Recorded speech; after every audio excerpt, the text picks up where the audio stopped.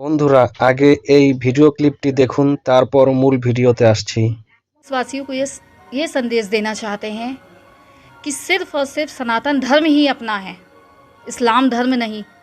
क्योंकि अगर इस्लाम में होते हम तो यहाँ क्यों आते। इस्लाम अपना नहीं है। और मेरा ये कहना है महिलाओं से कि जितना हो सके अपने आप को जागरूक करें और आगे बढ़ें। स्टार्टिंग से ही सनातन धर्म में ज़्यादा विश्वास था। बचपन से ही मैंने इस रिलीजन को मुझे ये रिलीजन ही बहुत अच्छा लगता था। स्टार्टिंग से इंटरेस्ट था मेरा। तो अभी मैंने अपना रिलीजन चेंज किया है, मैंने अपना कन्वर्जन करवाया है। तो अब मेरा नाम नेहा सिंह है।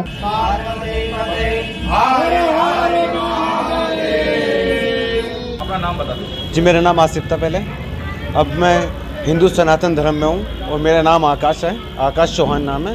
मैं पिंकी जी के संपर्क में आया और हिंदू धर्म मेरे को सनातन धर्म इतना बढ़िया धर्म लगता है जिसकी कोई हद नहीं।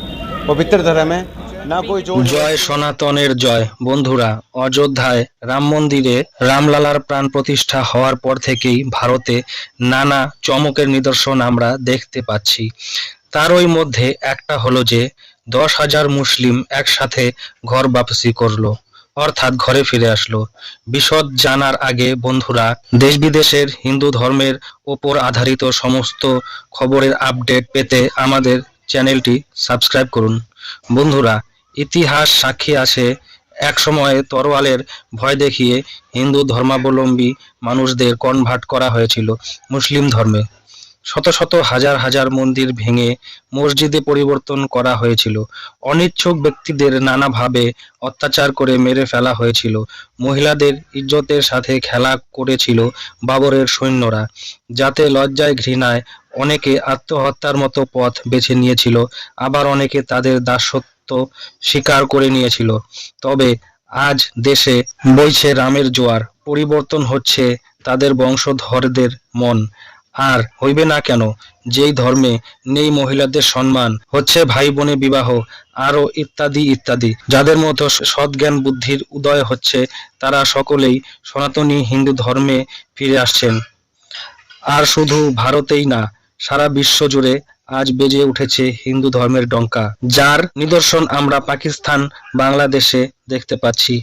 আর রইল বাকি মসজিদ ভাঙার কথা। বিশ্বের কিছু কিছু দেশে মসজিদ বানানোরই অনুমতি নেই। আবার চীন দেশ তো অধিকাংশ মসজিদ ভেঙে সেখানে টয়লেট তৈরি করেছে। কারণ সারা বিশ্ব বুঝে গেছে যে এই ইসলাম ধর্মই হচ্ছে তৈরি করছে ওসামা বিন লাদেনদের মতো উগ্রপন্থী, আজমল কাসেমের মতন উগ্রপন্থীদের।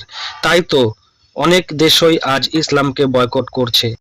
মুঘল আমলে যে হিন্দুদের জোরপূর্বক ইসলাম গ্রহণ করতে বাধ্য করা হয়েছিল তার কিছু প্রমাণ।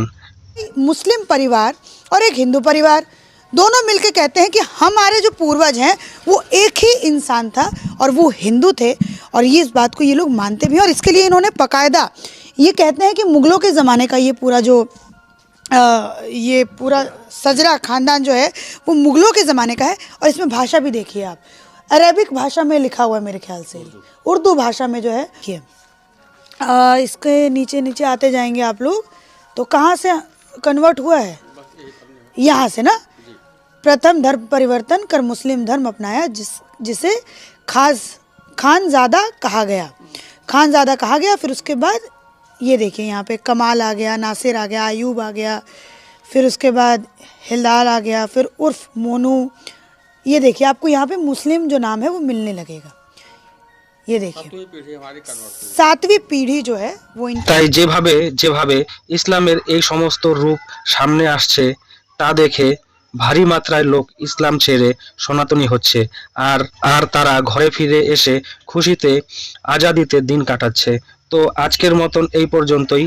এই ভিডিওটি ভালো লাগলে অবশ্যই লাইক, শেয়ার করুন ও সাবস্ক্রাইব করে আমাদের সহযোগিতা করুন। ভিডিওটি শেষ পর্যন্ত দেখার জন্য ধন্যবাদ।